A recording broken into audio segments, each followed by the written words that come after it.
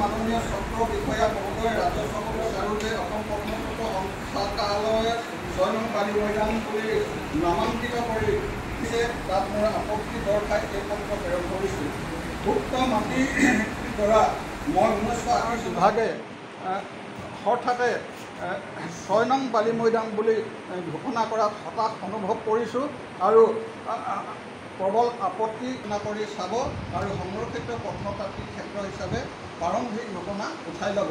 এয়ে মোৰ আপোনাৰ ওচৰত সৰল বিনতি। 6 নং বালি মৈদাম সম্পৰ্কত মোৰ মাতৃদোষৰ মৈদামৰ চিহ্ন মেপৰ পৰা আঁতৰাই দিব লাগে, এয়ে মোৰ অনুৰোধ। আপোনাৰ বিশ্বাসী অতুল ৰাজকুমাৰ।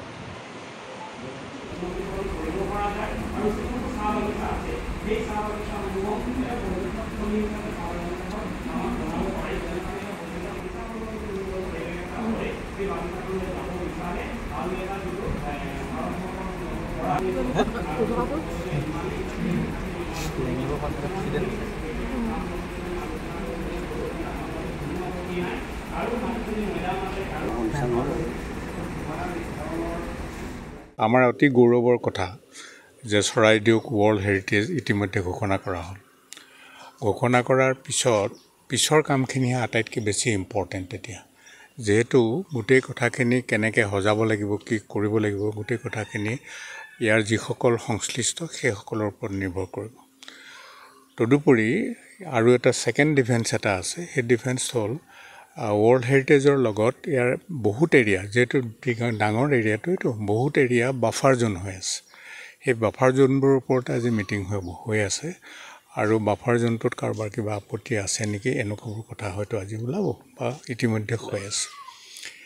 আমাৰ কথা হ'ল যে স্বৰ্গদেউসকলে জীৱনৰ আটাইতকৈ বেছি ত্যাগ কৰি দেখুৱাইছে, নিজৰ ভেটি ৰখা নাই। ভেটি নৰখাকৈ তেওঁলোকে ভাবিছিল যে আমি আৰু নিজৰ ভেটিটো কেলে লাগে, মোৰ নিজৰ ভেটি, মোৰ গোটেই ৰাজ্যখনে মোৰ নিজৰ। সেইকাৰণে তেওঁলোকে ভেটিটো নৰখাকৈ এজন ৰজাৰো ভেটি নাই। এইটো কম ডাঙৰ কথা নহয় আৰু সমগ্ৰ পৃথিৱীৰ এইটো এটা উদাহৰণী। যিহেতু বাকী ভাৰতবৰ্ষৰ যিবোৰ অন্যান্য ৰজা আছিলে সেইবোৰৰ এতিয়াও আমি ডাঙৰ ডাঙৰ সম্পত্তি দেখিছোঁ। বিজয়ৰাজ সিন্ধিয়া দেখিছোঁ, গোৱালিয়ৰৰ ৰজা দেখিছোঁ, নিজাম দেখিছোঁ, হায়দৰাবাদৰ, তেনেকৈ ৰাজস্থানৰ। আমাৰ কিন্তু অসমত নাই। এওঁলোকে ইয়াতে 29জন ৰজা ইয়াত হেৰি কৰা হৈছে, মানে মৈদাম দিয়া হৈছে। টোটেল 29জনৰ বাকী কেইজন, এজনকতো একেবাৰে যিজন চন্দ্ৰকান্ত সিংহ তেওঁ বাৰু গুৱাহাটীত দিছে, তাৰ এজন একেবাৰে ধুবুৰীৰ ওচৰত দিছে, সেইবোৰ বাৰু বেলেগ কথা। তো 29জন ৰজা ইয়াত আছে, তেওঁলোকৰ ৰাণীসকল আছে। চুলেশ্বৰীকৈ মৈদামৰ ওচৰত বিৰাট এটা অঞ্চল ৰাণীসকল আছে। আৰু যিবোৰ পোৱালী ৰজা আছিল, চাৰিং ৰজা, ইটু ৰজা, টিপাম ৰজা, দিহিং ৰজা, এইবোৰৰ ইয়াতে মৈদাম আছে। গতিকে সেইসকল ৰজাৰ প্ৰতি আমি সন্মান জনাবলৈ হ'লে আমি তেওঁলোকক আমাৰ ফালৰ পৰা এতিয়া যিখিনি আমি কৰিব পাৰোঁ সেইটো কৰিবৰ কাৰণে যত্ন কৰিব লাগিব। তো তেতিয়াহ'লে আমি ভাবিছোঁ যে ইয়াত গোটেই অঞ্চলটো 4,756 বিঘা মাটি DLR জুখি দিয়া আছে।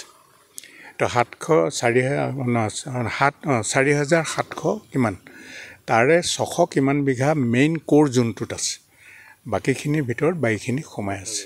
তো বাফাৰ জোনৰ ভিতৰত আমি ক'ব লগা কথাটো হ'ল, আমি ভাবিছোঁ যে এই বাফাৰ জোনৰ ভিতৰত যদি এতিয়া বেলেগ ছেটেলমেণ্ট দি দিয়া যায়, ধৰি লওক ডাঙৰ হোটেল এটা কৰিলে, ইয়াৰ সৌন্দৰ্যটো নাইকিয়া হৈ যাব। ঠিক তেনেকৈ আমাৰ প্ৰস্তাৱ হৈছে, চৰকাৰক আমি দিছোঁ যে ধোদৰ আলিৰ ৰাইট ছাইডটো, শিৱসাগৰৰ ফালৰ পৰা ধোদৰ আলিৰ ৰাইট ছাইডটো কোনো দুমহলীয়াতকৈ বেছি ডাঙৰ বিল্ডিং কৰিবলৈ দিব নালাগে। ইয়াততো ডাঙৰ ডাঙৰ হোটেল হ'ব নহয়, 10 মহলীয়া 6 মহলীয়া হোটেল হ'ব, সেইবোৰ বাওঁ ছাইডত দিব লাগে। যিহেতু এই ছাইডটোত যদি দি দিয়ে তেতিয়াহ'লে ইয়াৰ যিটো সৌন্দৰ্য সেইটো নাইকিয়া হ'ব। মানে বাফাৰ জোনটো আপুনি দিবলৈ মানা কৰিছে? বাফাৰ জোনটোৰ ফালে দিব নালাগে, এইটো আমাৰ কথা। আৰু গোটেই মাটিখিনি চৰকাৰে লৈ থ'ব লাগে, চৰকাৰে ল'ব লাগে। ইতিমধ্যে কিছুমানৰ পটা আছে নহয়, তেওঁলোকৰ পটা থকা মানুহবোৰক ক'ব লাগে যে ইয়াত ডাঙৰ ঘৰ চৰ বনাব নালাগে। এই কথাবোৰ কৈ গোটেই কথাখিনি যদি চৰকাৰে লৈ লয় তেতিয়াহ'লে এই ৰজাসকলৰ, স্বৰ্গদেউসকলৰ প্ৰতি আমি যিটো সন্মান দিব খুজিছোঁ সেই সন্মানটো দিয়া হ'ব। এই কথাটো 2 নম্বৰ কথাটো হ'ল, ইয়াত এই ছাইডটো পাৰ্কিং একেবাৰে নাই। কিন্তু ইয়াৰ বেক চাইডে গ'ল, আপোনালোক গৈছে নাই মই নাজানো, বেক চাইডৰ পৰা যিটো চৰাইদেউৰ সৌন্দৰ্য, যিটো কাৰণে ইয়াত ৰাজধানী পতা হৈছিল, মানে বাগানখনৰ ফালৰ পৰা গৈ যদি বেক চাইডৰ পৰা চাই যিটো সৌন্দৰ্য, গতিকে এই পাৰ্কিংটো বেক চাইডলৈ নিব লাগিব। তো ইয়াত যদি 10খন বাছ সোমাই দিয়ে, পাৰ্কিং নাইকিয়া হৈ গ'ল, গতিকে বেক চাইডলৈ নিব লাগে। গোটেইটো সজাবৰ কাৰণে এটা স্পেচিয়েল টীম লাগিব গভৰ্ণমেণ্টৰ। সেই টীমটো আমি আশা কৰিম যে টীমটোৱে চৰাইদেউটো সজাব আৰু ভাৰতবৰ্ষৰ ভিতৰত 42 আমাৰ 3 নম্বৰ এই গৌৰৱটো যাতে, তাৰ কাৰণে কি হ'ল, সমগ্ৰ পৃথিৱীয়ে গম পালে যে এজন ৰজা আছিলে 600 years ৰুল কৰা। সেই ৰজাজনৰ কাৰণে আজি সমগ্ৰ পৃথিৱীয়ে এই কথাটো জানিলে। সেই কথাটো লক্ষ্য ৰাখি আমি স্বৰ্গদেউসকলৰ পৰা আত্মাৰ প্ৰতি সন্মান জনাই আমি কামখিনি কৰিব লাগিব বুলি ভাবোঁ। ৰাইজে কি কৈছে বিষয়টো সন্দৰ্ভত? আজি আপোনালোকে আমি জানিব পাৰিছোঁ যে আজি নাজিৰা ৰাজচক্ৰৰ বিষয়াৰ যোগেদি এখন মানে সভা আজি চৰাইদেউ মৈদাম অঞ্চলত অনুষ্ঠিত কৰিছে আৰু তেওঁলোকে বিচাৰিছে যে বাফাৰ জোনৰ বাসিন্দাসকলে কিবা যদি ওজৰ আপত্তি আছে আজি এই সভাত উপস্থাপন কৰিব পাৰে। সেয়েহে আমি এটা কথা আজি উপস্থাপন কৰিছোঁ, যিহেতু চৰাইদেউৰ কোৰ জোনটো ইতিমধ্যে চৰাইদেউ জিলাৰ লগত অন্তৰ্ভুক্ত হৈছে বুলি আমি জানিব পাৰিছোঁ আৰু সামগ্ৰিক যিটো বাফাৰ জোন আছে, বাফাৰ জোনটোৰ যিসকল বাসিন্দা আছে, যিটো অঞ্চল আছে, সেই অঞ্চলৰ গোটেই প্ৰশাসনিক দিশটো চৰাইদেউ জিলাই নিয়ন্ত্ৰণ কৰে। একমাত্ৰ যিটো ৰাজহ ব্যৱস্থাটো আজি নাজিৰা চাৰ্কুলে গ্ৰহণ কৰি আছে।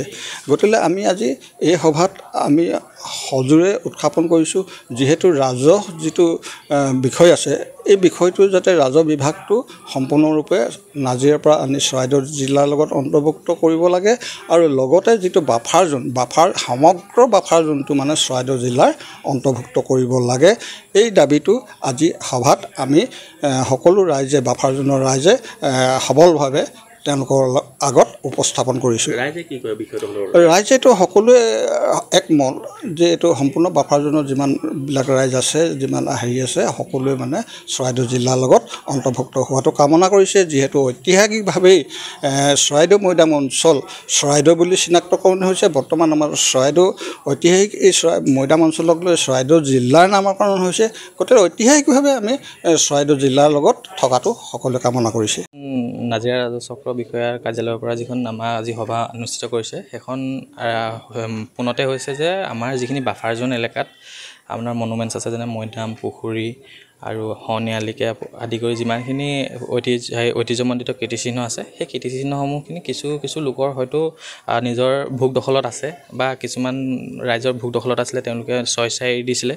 সেইখিনিক লৈ কিবা ওজৰ আপত্তি আছে নেকি, সেই সন্দৰ্ভত তেওঁলোকে আজি মিটিংখন আহ্বান কৰিছে আৰু ইয়াতে আমাৰ স্থানীয় ৰাইজৰ গোটেইখিনি সঁহাৰি আছে যে তেওঁলোকে যিখিনি মনুমেণ্টছ আছে সেইখিনি স্বেচ্ছাই এৰি দিছে আৰু কিছুমান জেগাত আপোনাৰ ধৰি লওক মনুমেণ্টছ নথকা স্বত্তেও কিছুমানে আছে বুলি দাবী কৰিছে বুলি ইয়াত উত্থাপন কৰিছে। কিন্তু আমাৰ সদৌ টাইম ছাত্ৰ সন্থা চুকাফা আঞ্চলিক সমিতিৰ এটাই দাবী আছিলে যে যিমানসমূহ কীৰ্তিচিহ্ন আছে সকলোখিনি সংৰক্ষণ হ'ব লাগে। এতিয়া যিখিনি আপোনাৰ 21টা নে 22টা আপোনাৰ মনুমেণ্টছ এতিয়া বাফাৰ জোনৰ এলেকাত আছে বুলি আৰ্ক'লজিৰ ফালৰ পৰা আমাক জানিব দিছে। কিন্তু আমি আশা কৰিম যে যিমানখিনি আপোনাৰ এতিয়াও বাদ পৰি যোৱা, যেনেকৈ এঙেৰাগড়ৰ এঙেৰাগড়ৰ খাটৰ গড়টো, তাৰপৰা ৰজাবাৰী, তাৰপৰা আমাৰ যিখন ৰাজবাৰী আছে আপোনাৰ কলীয়ামাটিৰ ওচৰত সেইখন, তাৰপৰা আমাৰ যিটো দৌলবাগান হায়াৰ ছেকেণ্ডেৰী পিছফালে যিটো চাওলুং চুকাফা প্ৰথম ৰাজধানী পতাৰ যিটো গড়, সেই গড়টো আমি এটা বাফাৰ জোনৰ এলেকাত মনুমেণ্ট হিচাপে ধৰিবলৈ আমি আহ্বান জনাই আহিছোঁ আৰু আমি আগলৈও জনাই থাকিম। আৰু যদি ইয়াত কিবা ধৰক আপোনাৰ কোনোবাই কিবা এইখিনিৰ ওপৰত আপত্তি কৰে, তেওঁলোকক আমি বুজাইছোঁ যে কাৰণ কেলৈ যিখিনি আমাৰ কীৰ্তিচিহ্ন আছে সেই কীৰ্তিচিহ্নখিনি আমি সংৰক্ষণ কৰিবই লাগিব আৰু চৰকাৰে তেওঁলোকক এটা বিকল্প ব্যৱস্থা কৰি দিয়ক, যাৰ ধৰি লওক ভোগ দখলত আছে তেওঁলোকক বেলেগ জেগা চৰকাৰী ভূমি এডোখৰ প্ৰদান কৰি আমাৰ কীৰ্তিচিহ্নসমূহ সংৰক্ষণ কৰক। যিটো দেখা গৈছে, যিটো কোৰ জোনটো ইতিমধ্যে চৰাইদেউ জিলাত অন্তৰ্ভুক্ত হৈছে বুলি আমি জানিব পাৰিছোঁ, বাফাৰ জোনৰ ৰাইজে কি কয় বিষয়টো? কোৰ জোনৰ যিটো চৰাইদেউ জিলাত অন্তৰ্ভুক্ত কৰিব বিচাৰিছে, এইটোত আপোনালোকে হয়তো সকলোৱে জানে, সৰুতে আমি সাধু এটা পঢ়িছিলোঁ, কণ আৰু মনৰ সাধু। গছজোপাৰ ফলখিনি ওপৰডোখৰ তই ল, ইডোখৰ মই লওঁ, তেনেকুৱা নিচিনা এটা ব্যৱস্থা কৰিছে, যিটো আমি কোনোপধ্যে গ্ৰহণযোগ্য হ'ব নোৱাৰে আৰু আমি গ্ৰহণ নকৰোঁ। যদি কৰিব বিচাৰিছে সমগ্ৰ বাফাৰ জোন এলেকাটো চৰাইদেউ জিলাত অন্তৰ্ভুক্ত কৰক, যিহেতু চুকাফা গাঁও পঞ্চায়ত আৰু লেঙিবৰ গাঁও পঞ্চায়ত দুয়োটা পঞ্চায়তেই বৰ্তমান চৰাইদেউ শিৱসাগৰ দুয়োটা দুদুল্যমান অৱস্থাত আছে। গতিকে এটা সুন্দৰভাৱে বিচাৰ কৰি আমাৰ চুকাফা গাঁও পঞ্চায়ত আৰু লেঙিবৰ গাঁও পঞ্চায়তৰ যিসমূহ কীৰ্তিচিহ্ন আছে সকলোখিনি চৰাইদেউ জিলাত অন্তৰ্ভুক্ত কৰক। মানে বাফাৰ জোনৰ ৰাইজে মানে চৰাইদেউ হয় বাফাৰ জোনৰ ৰাইজে এখন আমি গণস্বাক্ষৰ অভিযানো আৰম্ভ কৰিছিলোঁ। সেই গণস্বাক্ষৰত ৰাইজৰ পূৰ্ণ সঁহাৰি আছে আৰু হয় এখন আজি আমি ৰাজচক্ৰৰ বিষয়াৰ হাতত আমি এখন অৰ্পণ কৰিম আৰু তেখেতে এখন মুখ্যমন্ত্ৰী মহোদয়লৈ প্ৰেৰণ কৰিব বুলি আমি আশা কৰিম।